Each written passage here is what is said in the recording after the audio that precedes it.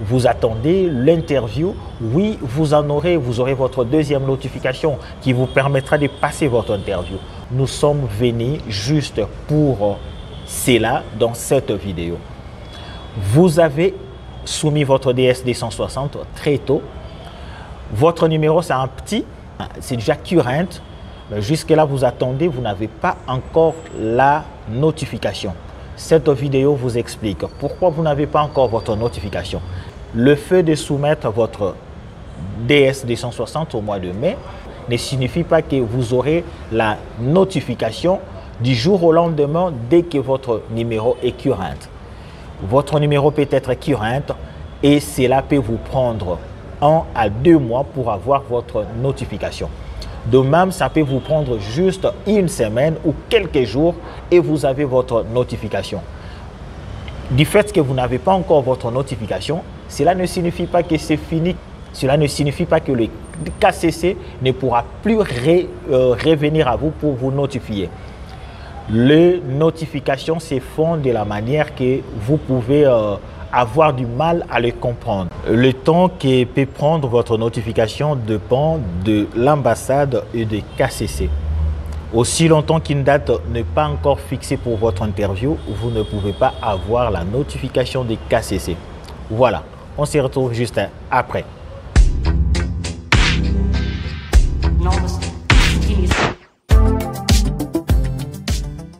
Salut et bienvenue à la chaîne AMVAL2V. Vous êtes si nombreux à nous écrire, vous êtes de partout qui suivez nos vidéos, nous vous disons merci et cela prouve que vous nous faites confiance et nous aussi nous avons vraiment besoin de votre accompagnement et nous disons à tout le monde, vous qui regardez nos vidéos, vous qui êtes abonnés à notre chaîne, nous vous disons merci de tout cœur pour cette confiance à la chaîne AMVAL2V. Depuis la publication du visa bulletin du mois de février, le KCC a notifié et il continue de notifier. Et nous sommes venus juste sur cette vidéo pour vous parler de ce qui se passe dans les ambassades. Le programme DEVE 2024 fonctionne d'une manière là très magnifique. Les interviews passent dans plusieurs ambassades. Vous êtes un gagnant du programme DEVE 2024 qui n'est que à CDB.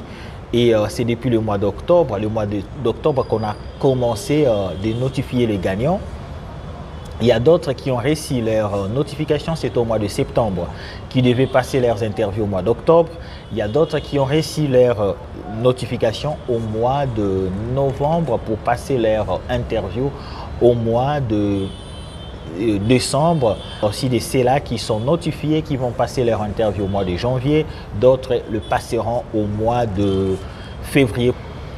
De la réception de votre notification, vous avez soit 1 mois ou soit 2 mois où l'ambassade vous donne le temps de se préparer.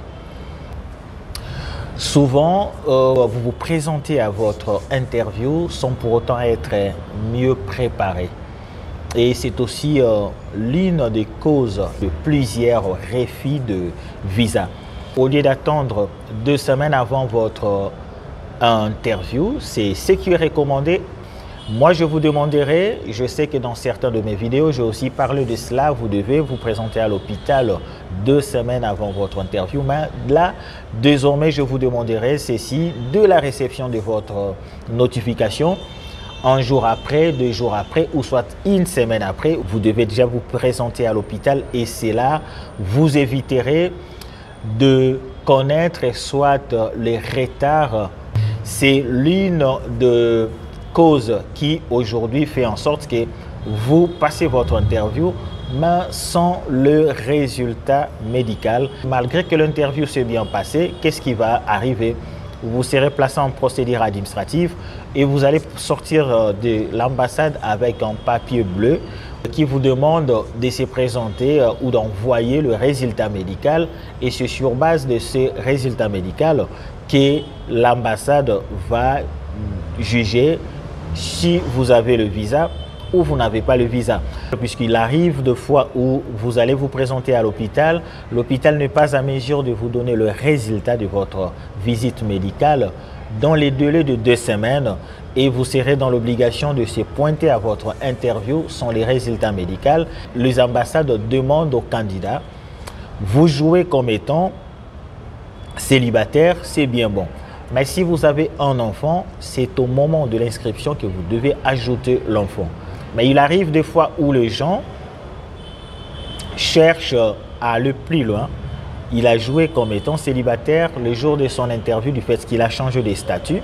Il s'est dit, moi je vais me présenter avec mon épouse, je vais me présenter avec mon mari et arriver à l'ambassade, vous passez l'interview, mais l'agent consulaire trouve que vous avez violé les règles du jeu qui ne vous autorise pas, malgré que vous avez changé de statut, d'ajouter votre épouse ou votre mari dans les dossiers. Et à la fin, vous aurez un refus de visa. Vous devez faire très attention puisque beaucoup aujourd'hui ne peuvent plus espérer avoir leur visa du fait qu'ils ont commis l'irréparable. Même quand vous changez votre statut, laissez les dossiers ainsi.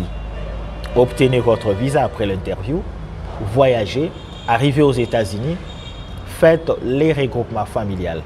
Et cela vous permettra, malgré le temps que cela peut prendre, ça peut vous prendre 1 année, 2 ans, 3 ans. À la fin, votre épouse ou votre mari aura le visa qui lui permettra de vous rejoindre aux États-Unis, sans pour autant mettre en péril cette opportunité qui vous donne le droit de vivre et de travailler aux États-Unis comme étant un résident permanent. Au moment de publication de résultats, madame ou monsieur est sélectionné et il s'est dit, je ne vais pas voyager tout seul, je dois ajouter mon mari, mon épouse, mes enfants. Vous avez moins de chances d'avoir le visa. Vous avez moins de chances d'avoir le visa en faisant une telle, moi je dirais une telle erreur. Puisque le visa c'est un visa qui n'est pas à comparer avec le visa non immigrant. C'est un visa qui vous permet d'avoir une liberté. Vous êtes en ordre avec l'État américain dans tout et pour tout, si je peux ainsi dire. Mais vous commettez des erreurs, soit dans les documents, soit en ajoutant quelqu'un dans les dossiers, ou soit au moment où vous passez votre interview, vous n'avez aucune idée de ce que vous allez faire aux États-Unis.